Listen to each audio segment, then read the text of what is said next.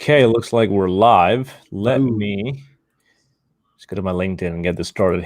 Hey everyone, how's it going? I'm here with Mr. John Marty. John, how's it going? What's up, man? How's it going? It's going well, my friend. I'm very glad we connected in the weird spider web of the internet way that we did. I know, man. It's awesome to it is a LinkedIn spider web. You Yeah. know someone who knows someone and they're like, this dude is awesome, and you connect, and it's great, man. We had a great conversation last time. It's a good continuation, you know? Yeah, and you're the one who gave me this idea where you were saying something like where you want to interview people about things that they're really good at and they want to help other people and you want to create this vast network. And I feel like Yeah. a lot of people know you for like LinkedIn stuff, for career coaching stuff, Yeah. and I feel like we were talking about this last time. Everyone's identity is associated with that one niche because that's what they say, right? Like niche down, Yeah. niche down. Yeah. But there's so much more opportunity to explore other things that people are interested in, which is why I thought this might be a good idea. What do you Yeah. think?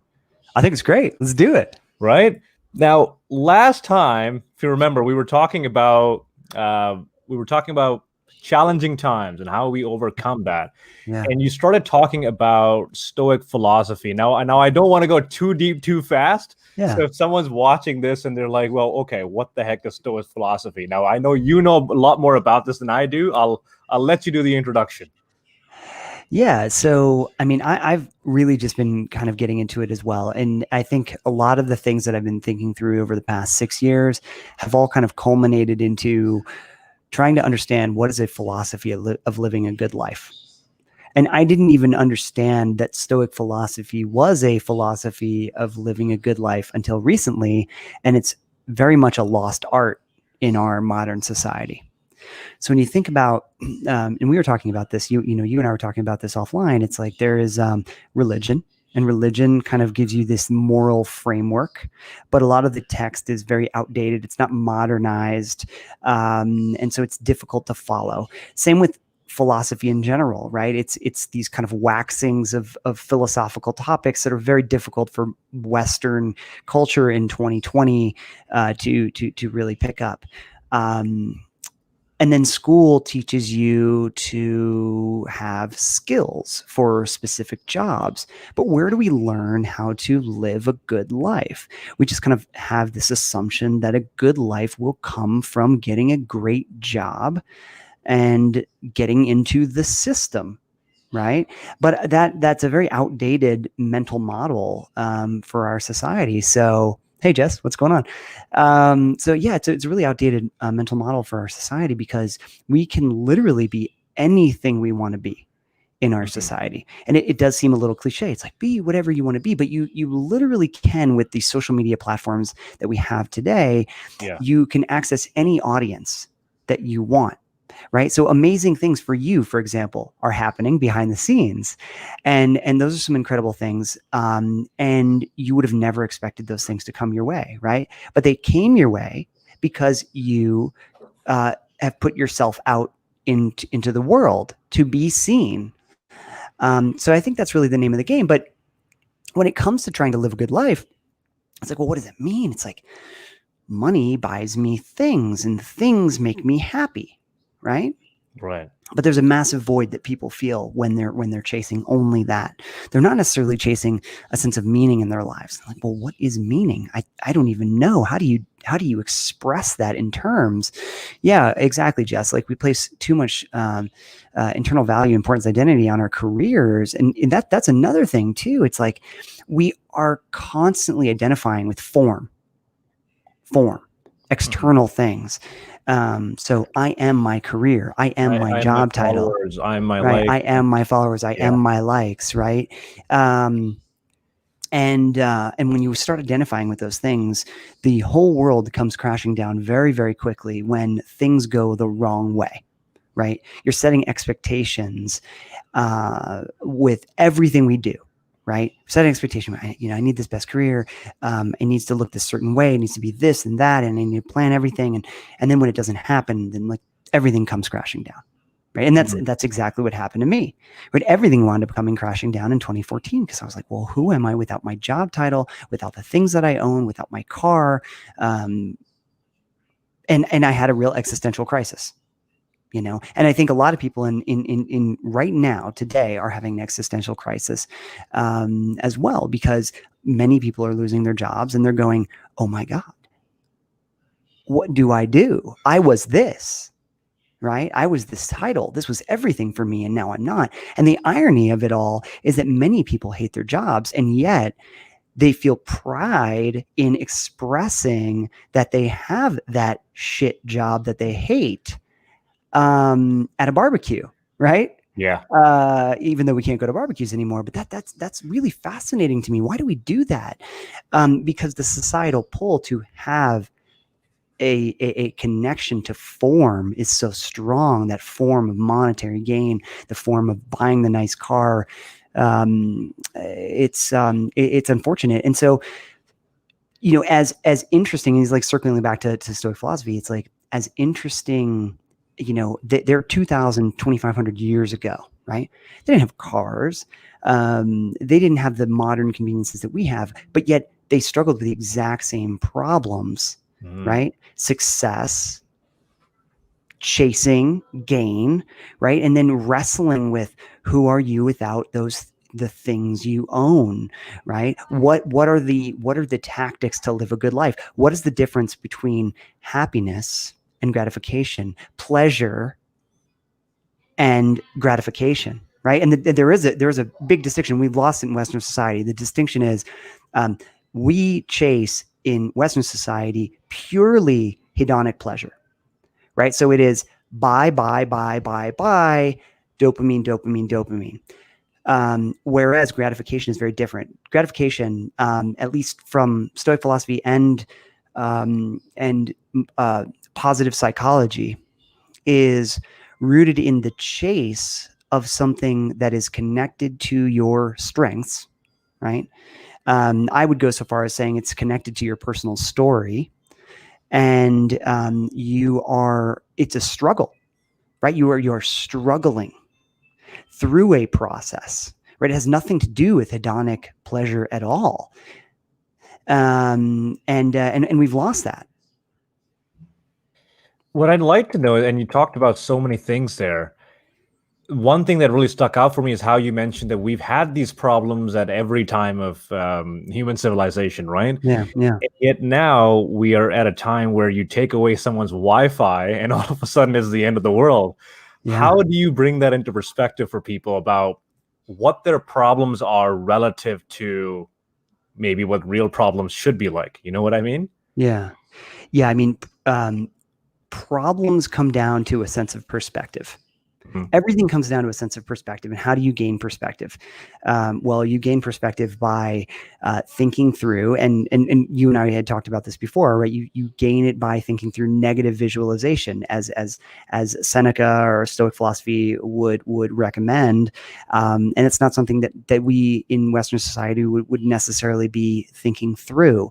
The idea of visualizing negative or terrible things to happen to us or our family members is not best practice, right? I shared that with a lot of people right Yeah. after you and I had that conversation. Yeah, I spoke to a friend about negative visualization, and Yeah. she was up in arms about it. Like, what Yeah. do you mean I'm supposed to visualize all the terrible things that could possibly happen? Yeah. I follow this other person who says visualize your goals, visualize your dreams. So maybe you can explain that a little bit. Why does negative visualization work? Yeah, so it's not just like you're constantly in this frame of negativity. You're actually just taking a pause and being really grateful for the things you have through negative visualization. If those things were taken away from you, how would you actually feel? If you died tomorrow, what would you feel if you were to come back to life? How grateful you would be to even have anything, to have a piece of bread, right? So it comes down to it's a pressure test against a society who now feels at all economic levels that a phone that has internet is a basic human need, right? It's part of our lives. And so it's we take everything for granted. It's really funny how, we take for granted that we have a TV, we take for granted that we have a couch, windows in a house to keep us warm during winter, that we're not living in friggin' tents, that we're not crapping in the streets. I mean, like, seriously, like, if you really think about these things, you go, man, Mhm. it's a big, big deal. Imagine, if you will, all the complaints and things that you're dealing with today, and then you take somebody from another country who is living in absolute squalor. Yeah. They would be like, you literally have zero problems. Okay. I am the Yeah. most joyous person in the world. I can turn on the faucet and my water is not turd brown. Right? Or like, seriously, Yeah. like you that so the negative visualization is something that you can do during moments. It's not even a meditation. It's not like a constant pondering. It's Right. a reflection. And you're Yeah. saying, wow, like, amazing. Okay, amazing that I'm alive, that I have health, anything, right? Like, Right. pure gratefulness for that. But then obviously there's visualization of your goals and other things. Of course, those are things that are important to do, but you never want to be stuck in the future, Yeah. right? You want to be stuck today. Here's today. This is what I have today. I can make micro goals. I can make things happen, right? I can be excited about things in the future, but I'm not setting expectations, nor am I attaching the goals that I have Right. to who I am. The goals I have are just goals. They're external things. If I make them, if they achieve them, they don't make me a different person, a better person. They're just goals. Mhm. This reminds me of a story, and it's a bit personal to me, but I think it's very relevant, so I'll Yeah. share it anyway. Yeah. I don't think anyone, including my close friends, know this, but Yeah. I had a brother who passed away when I was 15, and he was 12 Okay. at the time, Okay. and he was paralyzed most of his life, Okay. and just entirely, it was a brain damage when he was born, right? Yeah. Yeah. So my dad at the time was very troubled by that. He was like, like, how am I going to help him? And he can't understand what's going around him. He doesn't have sensory perception. Yeah. So he was traveling with my brother to different countries to look for some sort of a solution to find it. And he was telling me that every single time he was going to a new country and he would meet a new doctor, they would tell him, oh, we can't do this. We've never dealt with this before. And he would always lash out at people like, why is this happening to me? Why did God do this to my son and all that, right? Yeah. Yeah. His last stop was when he went to India. And I'm from Pakistan originally, so it's not Yeah. back home where I'm from. It's Yeah. the Yeah. other Yeah. side. Yeah. So he went to all these rural places where you have herbal remedies and whatnot, all these non-traditional Yeah. practices. And there, when he went there and he took my brother, he realized there were people from families much poorer than mine. Mm. People with 12, 15 kids in their family, with two of them conjoined twins, or some people who just couldn't get up in the morning and the Yeah. parents had to pay for their food, their education. Well, not education, I guess, but Yeah. Yeah. so through that trip, the amount of perspective he got, he's like, I thought I had everything bad. I thought Mm. my situation was the worst. At least when I have my son, he looks around, he feels the sun and he laughs. He has Yeah. a sense of his surroundings sometimes, but these people don't even have that. Yeah. So I remember when he left and when he came back, there was a very distinct change in his outlook on life. And I couldn't really pinpoint it Yeah. until he told me, he's like, your problems are only problematic when you don't have context to it. When you give Yeah. context in the wider environment of the world, then you're like, you know what, my problems aren't really that big. I'm doing pretty well for myself. And I Yeah. think that's something Yeah. similar to what you were touching on with your story, isn't it? Yeah. I mean, it is, and I mean, thanks for sharing that story, man. That's big, and it's a life perspective shifting thing that happened to you and your family. I mean, it is exactly what I'm talking about. I think it's difficult to do. It's not something that I'm perfect at. It's not something that I can be like, yes, I am the oracle of this topic, right? It's just something that I'm actively practicing Mm. because I'm always trying to get better. How do you think people who are, say, they think they're having problems, you can't just go up to someone and say, hey man, your problems aren't real, or hey man, just stop thinking about your problems. Yeah. What can they do in terms of either philosophy or actionable tasks to overcome that, or to understand the real way they're like how their problems fall into the rest of the world, you know? Yeah.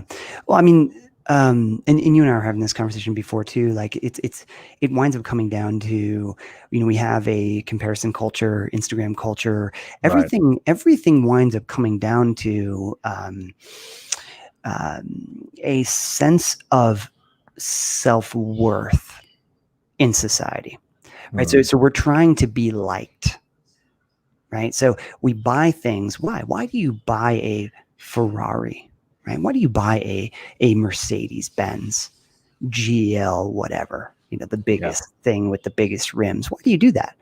Yeah. It's from a utility standpoint, it's absolutely no different than any other vehicle. It might have nicer seats and what have you, but it's like the same vehicle. You buy it so that you can show other people you are worthy of one thing, being loved. Yeah. And it's a really fascinating psychological thing when you think about it. And like, that's why we do these things. And if you recognize how much power things have over us, as soon as you have that conscious recognition of like, wow, these things have a lot of power over me, you start to say, well, that's silly. They Mhm. don't need to have a lot of power over me, and as soon as you recognize that everyone else is human just like you, everyone else is having the exact same emotions. Yeah. Sometimes people see, they look at me and they go, oh, you have all these followers or whatever. I'm like, dude, I live in a 1,000 square foot house. Okay. I have a wife and son. I put my pants on just like everybody else. The only difference between me and you is I'm writing on LinkedIn. That's it. I'm the same dude. I have the same uh, mental blocks as everybody else. I'm no different. But sometimes people and celebrities are like a whole different ball game, right? They look Yeah. at them and it's like there's this barrier. It's like they are somehow different than you or I, and it's not true. They are human, just like you or I. They deal with the same things. They go to coffee shops. They're having a frustrating meeting. They're dealing with crap at work. Everybody's the same. It Mhm. is, and once you realize that, you see something on Instagram and you go, Yeah. I see that picture of perfection, but I know behind the scenes, they're just like me. They're just like you, right? And it starts kind of lowering the veil a bit. And you're saying, that's okay. Like, and then it comes to like positive self-talk, because negativity starts kind of flowing in and you start saying like, I don't have what they have. Right. Right. But it's the false barrier. Once again, it's a false barrier. I don't have what they We were have. talking about that time with marketing companies and how well they create that gap between you feeling like your life isn't all the way up there, like you don't have enough to be happy about, and they create this desire for you to Yeah. purchase new things so you be happy, right? Yeah. Yeah. I was reading some stat about how the average person watches or looks at 40 advertisements a day or something like that. Yeah. I'm wondering, in a society where we're constantly bombarded with advertisements and marketing and all of that stuff, how do you plug out that need to want different things in life? Yeah. I mean, it's really interesting. Knowing that you are enough makes you not want. So when you feel like you're enough, right, you don't need things. You don't want to buy things. Now, there are certain things you want to buy for utility, right? Yeah. Sure. Do I want a new MacBook? Do I want a camera to do and a microphone to do some of the podcast things I do? Sure. I love these things, right? But it's not like I'm buying this mic because it's my identity. I'm buying it because it's a piece of utility. It's just a thing. If I didn't have this thing or the camera or the computer tomorrow, I would just be John, Right. right? But because I've separated my identity from the things I own, and I've separated my identity from the goals that I have, I feel free, right? I don't need those things. And so the veil comes down as soon as you say, we just recognize the things we chase are to find validation in a society that is purely driven by money. The more dollars I have in my bank account, the more I show, the more I will feel validated by people around me. And it's the recognition that it's silly. It is literally just the conscious recognition that it's silly, because we don't even have a conscious recognition of what we're chasing and why. Yeah. So As soon as we do it, so it's this endless cycle, subconscious, driven by marketing companies, driven by society, driven by school systems, our whole pre-programming, right? We have a program that's running. We don't even know it. And once you know it, then you go, wow, how stupid is this program? And you insert a new program, right? yeah, which is harder to do. Uninstall a program and reinstall a new one. It is. It's hard. It's hard, but it literally just starts with, do the things that I'm trying to buy hold power over me, right? It's asking the right questions. And once you start asking, then you go, oh God, every time I want something, I realize why I'm trying to buy it. And it's that psychological break. It's breaking the pattern. And over time for me, it just became this thing where I'm like, I don't need it. I don't want it. I also feel like people have got the word need and want mixed up quite a bit.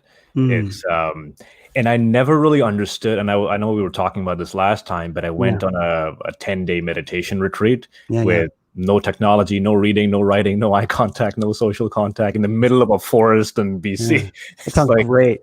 Oh man, it was just completely removed from my 25 years of existence. I had never experienced anything like that. And I thought going in, my biggest challenge was going to be not being able to use my phone for 10 days. And holy crap, was I wrong. Like that's it, because when you wake up at 4:30, you have a meal at 6, you have another meal at 11, and that's it for the day. Wow. And then you just meditate up until 9 o'clock till you sleep, and you do it all over again 10 times. Wow. And when you are stuck in your head for 10 hours a day with nothing but the walls and the tree barks to distract you, there's a lot of thoughts that start coming out. And a lot of them aren't the nice ones. They're like, like, hey, Yas, remember in 4th grade where you said this to that person? Why'd you do that, bro? And they're like, dude, why am I thinking about this right now? And there was a quote, I forgot how it was, but it was like, a lot of man's problems comes from the inability to sit alone in a room. And I feel like for me, waking up in the morning now, I wake up, check my phone. From my phone, I go to my laptop on LinkedIn, and I work the whole day. From my LinkedIn, I go to my TV, I play my PS5, and I do that for a while up until I numb. I watch some YouTube videos, and I go to sleep. There's no time in there where I'm spending time in my own head, which I feel like could solve a lot of people's problems if they just did that for a bit. Have you had that experience? Yeah, I have. So, I mean, it's all part of the game. There's a game that's being played, whether it's your career game or whether it's your social media game or YouTube or whatever, right? And so you and I are active on social, and there's a game that's played there, right? Like, we have to keep technology on at all times, and so there's that element, and that can wind up being, mentally challenging, for sure. But I think that one thing that you can do to kind of get out of your own head is, so I'm not really into meditation necessarily. It's not like I'm against it. I just don't do it. But I like to practice kind of more of like a daily active meditation. And so what I'm trying to do is, it's literally just comes down to breathing patterns, which is similar to meditation. There's a book by Thich Nhat Hanh. It's called You Are Here. Great book if you're trying to get out of your own head. And what it allows you to do is come up with a way of breathing. And while you're breathing in, you're saying in breath. While you're breathing out, you're saying out breath. In breath, out breath, in breath, out breath. And while you're doing that, you're kind of focusing in on, am I here? Am I here? Am I here? And sometimes you have to do it a handful of times because your mind is still wandering, right? You're in this kind of subconscious, like, that's why sometimes we drive our cars and we go like, how did we just get here? Like, I was just thinking about a whole bunch of shit and I made it here without actually knowing that I was even driving, right? Like, things like that happen, right? Like, you go about your day and you're kind of on autopilot, and that happens more and more as you get older because our brain is really good at optimizing for efficiency. So if you practice that daily and you find your mind wandering, you go in breath, out breath, and you go, am I here? Am I here? Am I here? And then you kind of get into that moment like, okay, I'm actually here. I'm actually present. And it's a way that helps me. So how do you bring that in the context of, say, someone is experiencing daily challenges, whether it's stress from work, whether it's personal problems? Because essentially what you're speaking about is being present in the moment, right? Which is very yeah, similar to what meditation allows you to do as well. sure. How does that fit into helping you not overcome, but deal with the daily challenges? How does being present help with that? Yeah. So it's important to think about your goals, and it's important to think about which direction you're going. Um, but you can't live in that, right? You can't just be like, oh, well, if I'm here, right? Because we often use if then statements for everything. Yeah. If this, then I'll be happier, right? So it's a false assumption that somehow over the rainbow we will be happier, right? And that's why it's very important to separate goals and external things from who you are. This is the moment that I'm in right now. Appreciate this moment that I'm in right now. And every once in a while, ponder, there's a future goal out there, but whether I achieve it or not, no problem. I want to achieve it. If I do, awesome. If I don't, I appreciate the journey. That's it. Yeah. What about all those influencers who are like, you got to have your goals set up every day. You got to grind till you're dead. And otherwise, none of this makes sense. What do you think about that kind of motivational I advice? mean, look, some people need a serious kick in the ass, Yeah. right? Like they really do. They're not doing anything, and maybe somebody who's speaking in that way is going to resonate with the individual. Awesome, right? That's great.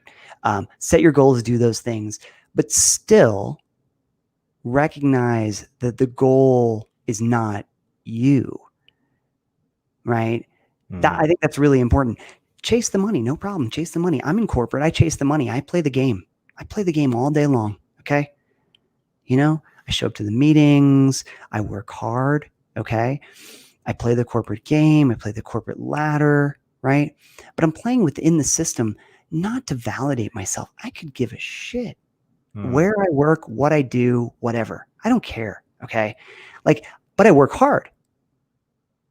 And in working hard, right, I do well in the system, but I'm trying to make money within the system so that one day I have the freedom from it. And it's very difficult to escape that velocity in Western society, right? Because most people, at least in my opinion, would do something totally different than what they're doing in their day jobs. Totally different, right? Yeah. So most people want to be uncaged birds, right? They're looking for freedom somehow. And what we've done in Western society is we've kind of packaged this idea of entrepreneurship as a lever of freedom. It's a thing that we can dream about somewhere on the horizon, even if we'll never get there. It's something that we can think about that is freedom, right? And but 99% of the time, it's not freedom, right? It's just another job, right? You feel enslaved by their job, but if you have your own startup, you feel enslaved by your customers, and you're working 7 days a week, right? So, but if you didn't need money and you didn't need to make money, what would you do? You might read every day. You might ponder life. You might do yoga. You might garden all day. Who knows, right? But it would be likely different. And so I recognize that, and I'm playing in the system. I'm making the money because I want to try to escape that velocity. It's very, very difficult in Western society to try and to make enough money where you can feel true financial freedom to be an uncaged bird. And that's where I'm trying to go. You can live that Tai Lopez lifestyle with Lamborghinis in your garage and all of that. No, and what's funny? What's funny? I want financial freedom to not have any of that, right? I want financial freedom to live simply and just for the pure satisfaction of knowing I don't need a job, right? I don't need to worry about a paycheck. What do I want to do today? What I want to do is I want to read 5 hours of philosophy and maybe do a podcast, right? Like that's what I want to do, right? Yeah, so fascinating things about life, right? If you could make a living out of just reading philosophy and just be a thinker for a living, now I'll be that a would be a thinker. career, right? Yeah, yeah, It's interesting if you spend, because I was talking to Jess about this just yesterday, where she was asking me how many hours a day do you work, because I want to be efficient in my work. And it got me thinking, because I'm a sole business owner, what do I define as work? Like, where does my hour start? Because what I do is I help career coaches scale their business, have sales conversations. yeah, I go through sales calls out of a hobby. I love yeah, it. I yeah, enjoy nothing more than doing that. So yeah, if you classified that as work, yes, it is. But I yeah, love doing that. If I'm in the shower, I've got some sort of a sales podcast on. yeah, I do that as a hobby. yeah, So I guess, like, where do you draw the line between what work is, what your hobbies are? That's an interesting question as well. But a more yeah. important question I want to ask you is, when you were trying to live a stoic life, when you're trying to be someone who's, and my understanding of stoicism is just, regardless of what's going on in the environment, you're kind of at a certain state of life where you're not Mm, too bogged down, you're not too excited, right? yeah, yeah, What can people start doing now, especially those who are very emotionally reactive, to yeah. not be so reactive to the challenge that they're experiencing? What's something actionable they can do? So as far as actionable, when it comes to facing the challenge that they have, I mean, often the challenges of anxiety or depression that people are faced with are mainly driven because of our comparison culture, Hmm. right? And they're driven because they are thinking, I am not enough yet. I do not have enough yet. Right. And so when I get enough, I will then be right.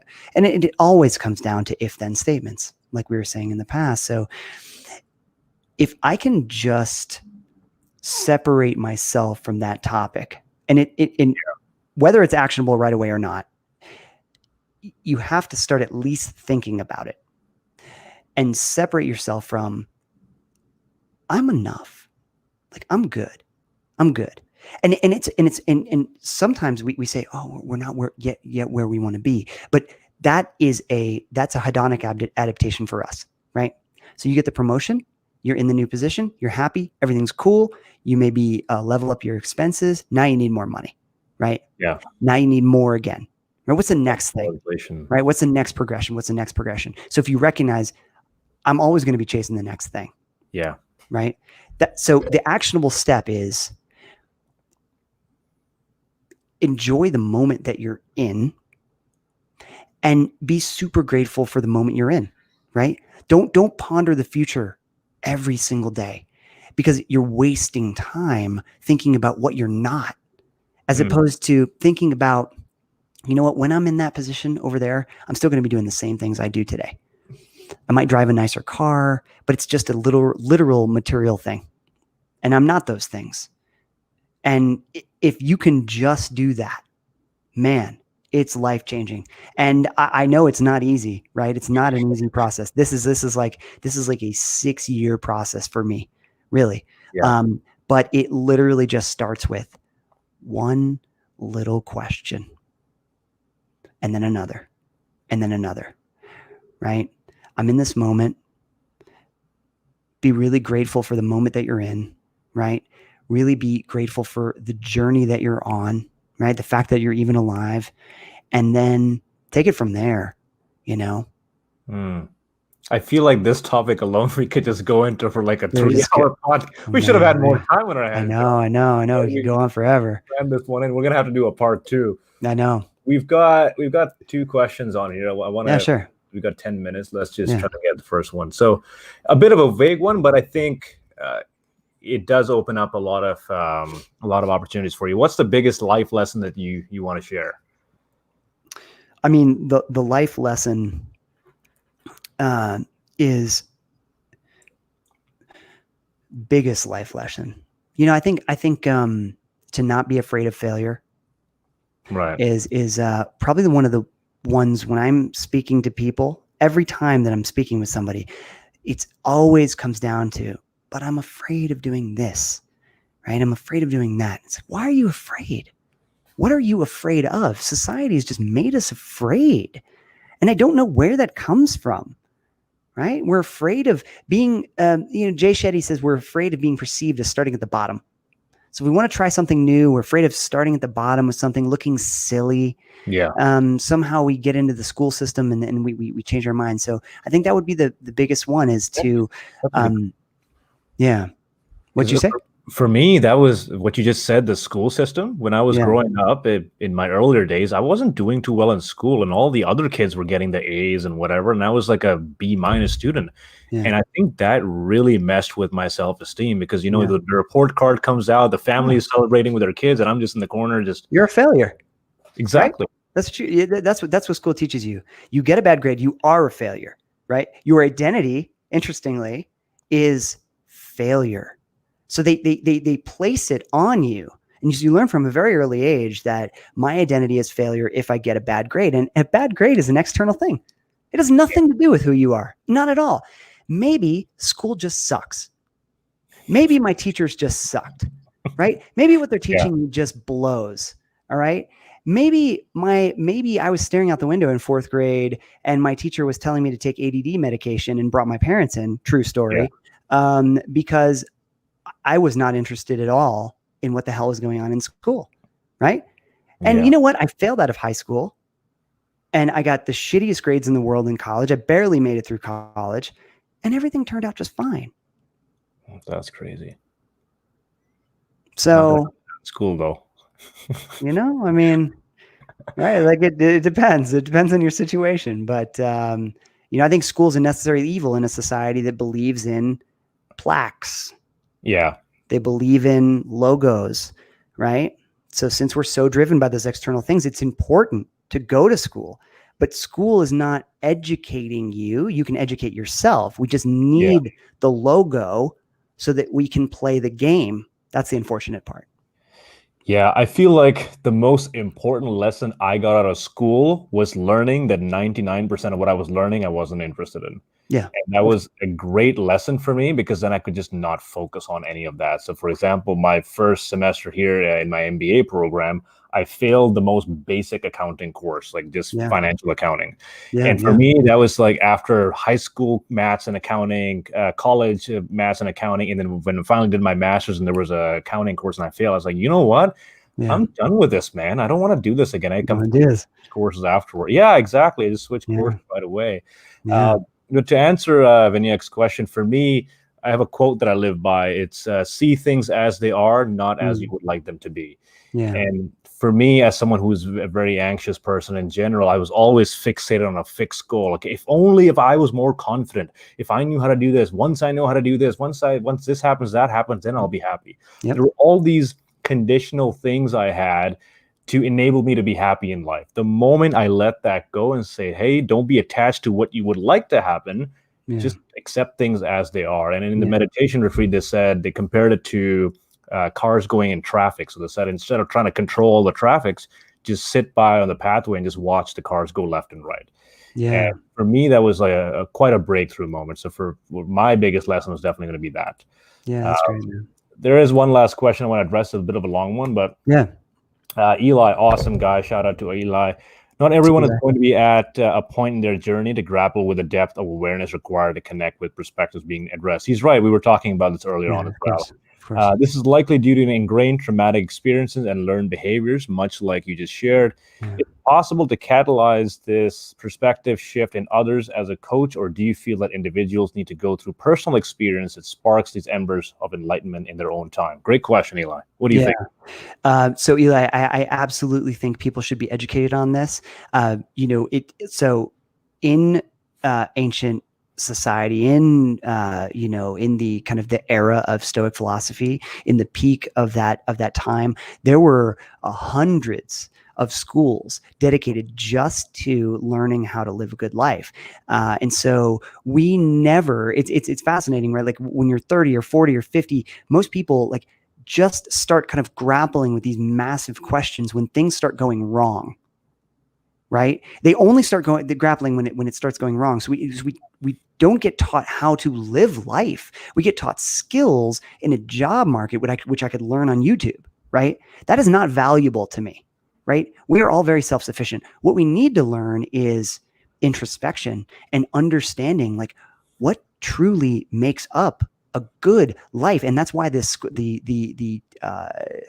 Dos Santos, I forgot her first name, but she is the professor teaching basically how to live a good life, the definition of happiness, true happiness and fulfillment at Yale University. And it's the most popular class in the history of Yale University. And it's kind of fascinating because Yale, you think, right? People, golden spoon, going to Yale, every opportunity possibly. Would they care about living a good life? They are the definition of on a path to good life. And yet, most popular class in history. So I think there's a massive gap in our society that needs to be filled through education that gives us even a taste of awareness of these questions. I love his question about, is it possible to catalyze this perspective? Because for me, that's something that happened when I was working with a career coach, not so much in the context we're talking about, but realizing the depth of your issues, the depth of your challenges. So for me, my career coach helped me understand that I wasn't just struggling in terms of my job search. I was struggling with my self-esteem. I was associating my self-worth by, do I have a job? Because the truth is, I had invested in an undergraduate degree, a graduate degree, and I have like $80,000 of debt and no job to pay for it, right?